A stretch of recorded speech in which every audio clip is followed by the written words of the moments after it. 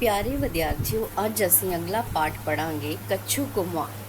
ਐਤਵਾਰ ਦਾ ਦਿਨ ਸੀ। ਬਿੱਟੂ ਆਪਣੇ ਕਮਰੇ ਵਿੱਚ ਆਪਣੇ ਖਿਡੌਣਿਆਂ ਨਾਲ ਖੇਡ ਰਿਹਾ ਸੀ। ਉਸ ਦੇ ਖਿਡੌਣੇ ਆਸੇ-ਪਾਸੇ ਖਿਲਰੇ ਹੋਏ ਸਨ। ਐਤਵਾਰ ਦਾ ਦਿਨ ਛੁੱਟੀ ਦਾ ਦਿਨ ਹੁੰਦਾ ਹੈ, ਇਸ ਲਈ ਬਿੱਟੂ ਨੂੰ ਆਪਣੇ ਖਿਡੌਣਿਆਂ ਨਾਲ ਖੇਡਣਾ ਚੰਗਾ ਲੱਗਦਾ ਹੈ। ਉਹ ਆਪਣੇ ਸਾਰੇ ਖਿਡੌਣੇ ਬਾਹਰ ਕੱਢ ਲੈਂਦਾ ਹੈ ਤੇ ਇੱਕ-ਇੱਕ ਕਰਕੇ ਉਹਨਾਂ ਨਾਲ ਖੇਡਦਾ ਹੈ। ਇਹਨਾਂ ਵਿੱਚ ਉਸ ਦੀਆਂ ਛੋਟੀਆਂ ਗੇਂਦਾਂ, ਵੱਡੇ ਫੁੱਟਬਾਲ, ਕਾਰਾਂ, ਹਵਾਈ ਜਹਾਜ਼, ਹੈਲੀਕਾਪਟਰ ਤੇ ਹੋਰ ਕਿੰਨਾ ਕੁਝ ਸ਼ਾਮਿਲ ਹੁੰਦਾ ਹੈ। ਖਿਡੌਣਿਆਂ ਨਾਲ ਖੇਡਣ ਤੋਂ ਬਾਅਦ ਉਸ ਨੂੰ ਆਪਣੇ ਸਾਰੇ ਖਿਡੌਣੇ ਸੰਭਾਲਣੇ ਪੈਂਦੇ ਹਨ। ਉਹ ਸਾਰੇ ਖਿਡੌਣੇ ਥਾਂ ਸਿਰ ਰੱਖਦਾ ਹੈ। ਉਹ ਸ਼ਾਮ ਵੀ ਜਦੋਂ ਉਸਨੇ ਖਿਡੌਣੇ ਇਕੱਠੇ ਕੀਤੇ ਤਾਂ ਉਸਨੇ ਸੋਫੇ ਦੇ ਹੇਠਾਂ ਕਾਲੇ ਰੰਗ ਦੀ ਗੋਲ ਚੀਜ਼ ਦੇਖੀ। ਉਸ ਨੂੰ ਬਾਹਰ ਕੱਢਣ ਲਈ ਉਸਨੇ ਆਪਣੇ ਬੈਟ ਦੀ ਮਦਦ ਲਈ, ਪਰ ਜਿਵੇਂ ਹੀ ਉਸਨੇ ਉਸ ਗੋਲ ਚੀਜ਼ ਨੂੰ ਬੱਲੇ ਨਾਲ ਮਾਰਿਆ ਤਾਂ ਚੀਜ਼ ਹਿੱਲਣ ਲੱਗ ਪਈ। ਇਹ ਦੇਖ ਕੇ ਉਸਨੇ ਚੀਕ ਮਾਰੀ। ਉਹ ਡਰ ਗਿਆ ਸੀ, ਪਤਾ ਨਹੀਂ ਇਹ ਕੀ ਸੀ। ਉਹ ਬਾਹਰ ਵੱਲ ਭੱਜਿਆ। ਨਾਲ ਦੇ ਕਮਰੇ ਵਿੱਚ ਉਸ ਦੇ ਪਾਪਾ ਬੈਠੇ ਟੀਵੀ ਦੇਖ ਰਹੇ ਸਨ। ਉਸਨੇ ਪਾਪਾ ਕੋਲ ਜਾ ਕੇ ਕਿਹਾ, ਪਾਪਾ ਦੇਖੋ, ਮੇਰੇ ਕਮਰੇ ਵਿੱਚ ਪਤਾ ਨਹੀਂ ਕੀ ਹੈ। ਪਾਪਾ ਨੇ ਪੁੱਛਿਆ, ਕਿੱਥੇ? ਸੋਫੇ ਦੇ ਹੇਠਾਂ, ਬਿੱਟੂ ਨੇ ਕਿਹਾ। ਉਸ ਦੀ ਆਵਾਜ਼ ਕੰਬ ਰਹੀ ਸੀ। ਉਹ ਬਹੁਤ ਡਰਿਆ ਹੋਇਆ ਸੀ। ਸੋਫੇ ਦੇ ਹੇਠਾਂ ਕੀ ਹੈ? ਪਾਪਾ ਨੇ ਪੁੱਛਿਆ। ਬਿੱਟੂ ਉਹਨਾਂ ਨੂੰ ਬਾਂਹ ਤੋਂ ਫੜ ਕੇ ਆਪਣੇ ਕਮਰੇ ਵਿੱਚ ਲੈ ਆਇਆ। ਉੱਥੇ ਕੁਝ ਨਹੀਂ ਹੋਣਾ, ਬਸ ਤੂੰ ਐਵੇਂ ਡਰ ਗਿਆ ਹੈ। ਜਾ ਕੇ ਬਾਹਰ ਖੇਡ, ਪਾਪਾ ਨੇ ਕਿਹਾ। ਪਰ ਬਿੱਟੂ ਆਪਣੀ ਗੱਲ ਤੋਂ ਪਿੱਛੇ ਨਾ ਹਟਿਆ। ਉਹ ਚਾਹੁੰਦਾ ਸੀ ਕਿ ਪਾਪਾ ਸੋਫੇ ਹੇਠਾਂ ਦੇਖਣ ਕਿ ਕੀ ਗੱਲ ਹੈ।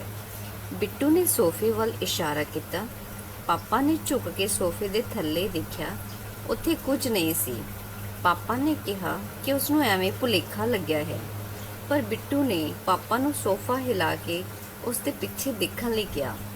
ਜਿਵੇਂ ਹੀ ਸੋਫਾ ਹਿਲਾਇਆ, ਬਿੱਟੂ ਨੇ ਕਾਲੇ ਰੰਗ ਦੀ ਉਸ ਚੀਜ਼ ਵੱਲ ਇਸ਼ਾਰਾ ਕੀਤਾ। ਉਹ ਉਸ ਨੂੰ ਪਛਾਣ ਗਿਆ ਸੀ।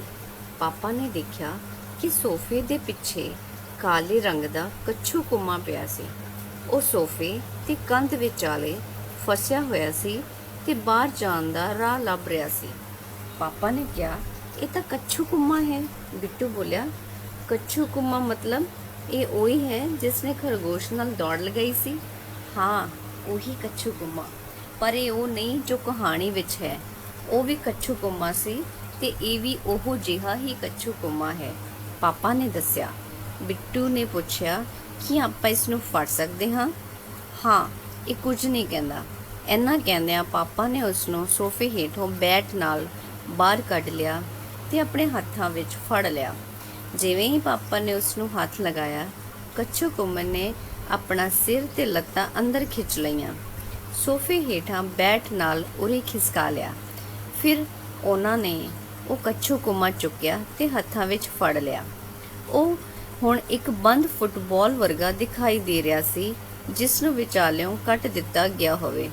ਪਾਪਾ ਨੇ ਉਸ ਨੂੰ ਉਲਟਾ ਰੱਖ ਦਿੱਤਾ। ਫਿਰ ਉਹਨਾਂ ਬਿੱਟੂ ਨੂੰ ਦਿਖਾਇਆ ਕਿ ਇਹ ਇਸ ਦਾ ਸਿਰ ਹੈ ਤੇ ਇਹ ਇਸ ਦੀਆਂ ਲੱਤਾਂ ਤੇ ਇਹ ਸਖਤ ਖੋਲ ਇਸ ਦੀ ਪਿੱਠ ਹੈ। ਕਿਸੇ ਵੀ ਖਤਰੇ ਦੀ ਹਾਲਤ ਵਿੱਚ ਇਹ ਆਪਣੇ ਆਪ ਨੂੰ ਇਸ ਖੋਲ ਵਿੱਚ ਲੁਕਾ ਲੈਂਦਾ ਹੈ। ਇਹ ਖੋਲ ਹੀ ਇਸ ਦਾ ਘਰ ਹੈ। ਕੱਛੂ ਕੁੰਮੇ ਨੂੰ ਦੇਖ ਕੇ ਬਿੱਟੂ ਨੂੰ ਬੜੀ ਹੈਰਾਨੀ ਹੋਈ, ਪਰ ਹੁਣ ਉਹ ਇਸ ਤੋਂ ਡਰ ਨਹੀਂ ਸੀ ਰਿਹਾ। ਉਹ ਇਸ ਨੂੰ ਆਪਣੇ ਹੱਥਾਂ ਵਿੱਚ ਫੜਨਾ ਚਾਹੁੰਦਾ ਸੀ। ਉਹ ਇਸ ਨਾਲ ਖੇਡਣਾ ਚਾਹੁੰਦਾ ਸੀ। ਬਿੱਟੂ ਨੇ ਪੁੱਛਿਆ, ਪਾਪਾ ਕੀ ਆਪਾਂ ਇਸ ਨੂੰ ਪਾਲ ਸਕਦੇ ਹਾਂ? ਪਾਪਾ ਬੋਲੇ, ਸ਼ਾਇਦ ਨਹੀਂ। ਇਹ ਜ਼ਰੂਰ ਬਾਹਰੋਂ ਆ ਗਿਆ ਹੈ ਗਲਤੀ ਨਾਲ। ਇਸ ਨੂੰ ਬਾਹਰ ਛੱਡ ਕੇ ਆਉਣਾ ਪਏਗਾ। ਇਹ ਸੁਣ ਕੇ ਬਿੱਟੂ ਉਦਾਸ ਹੋ ਗਿਆ। ਰਾਤ ਹੋ ਚੁੱਕੀ ਸੀ। ਇਸ ਵੇਲੇ ਬਾਹਰ ਜਾਣਾ ਠੀਕ ਨਹੀਂ ਸੀ, ਸੋ ਉਹਨਾਂ ਨੇ ਕੱਛੂ ਕੁੰਮੇ ਨੂੰ ਇੱਕ ਗੱਤੇ ਦੇ ਡੱਬੇ ਵਿੱਚ ਪਾ ਦਿੱਤਾ। ਬਿੱਟੂ ਚਾਹੁੰਦਾ ਸੀ ਕਿ ਉਹ ਡੱਬਾ ਉਸ ਦੇ ਬਿਸਤਰ ਦੇ ਨੇੜੇ ਰੱਖਿਆ ਜਾਵੇ ਤਾਂ ਕਿ ਉਹ ਬਾਰ-ਬਾਰ ਆਪਣੇ ਇਸ ਨਵੇਂ ਮਹਿਮਾਨ ਨੂੰ ਦੇਖ ਸਕੇ। ਸਾਰੀ ਰਾਤ ਉਸ ਦਾ ਧਿਆਨ ਕੱਛੂ ਕੁੰਮੇ ਦੇ ਉਸ ਡੱਬੇ ਵਿੱਚ ਹੀ ਰਿਹਾ। ਅਗਲੇ ਦਿਨ ਪਾਪਾ ਤੇ ਬਿੱਟੂ ਉਸ ਡੱਬੇ ਨੂੰ ਕਾਰ ਵਿੱਚ ਰੱਖ ਕੇ ਲੈ ਗਏ ਤੇ ਕੱਛੂ ਕੁੰਮੇ ਨੂੰ ਬਾਹਰ ਇੱਕ ਨਹਿਰ ਵਿੱਚ ਛੱਡ ਆਏ। ਬਿੱਟੂ ਨੇ ਪੁੱਛਿਆ, ਕੱਛੂ ਕੁੰਮੇ ਵਾਸਤੇ ਨਹਿਰ ਹੀ ਕਿਉਂ? ਪਾਪਾ ਬੋਲੇ, ਕੱਛੂ ਕੁੰਮਾ ਪਾਣੀ ਦਾ ਜਾਨਵਰ ਹੈ ਤੇ ਇਹ ਪਾਣੀ ਵਿੱਚ ਹੀ ਰਹਿੰਦਾ ਹੈ। ਪਿਆਰੇ ਵਿਦਿਆਰਥੀਓ, ਉਮੀਦ ਕਰਦੀ ਹਾਂ ਕਿ ਤੁਹਾਨੂੰ ਪਾਠ ਸਮਝ ਲੱਗ ਗਿਆ ਹੋਵੇਗਾ। ਧੰਨਵਾਦ।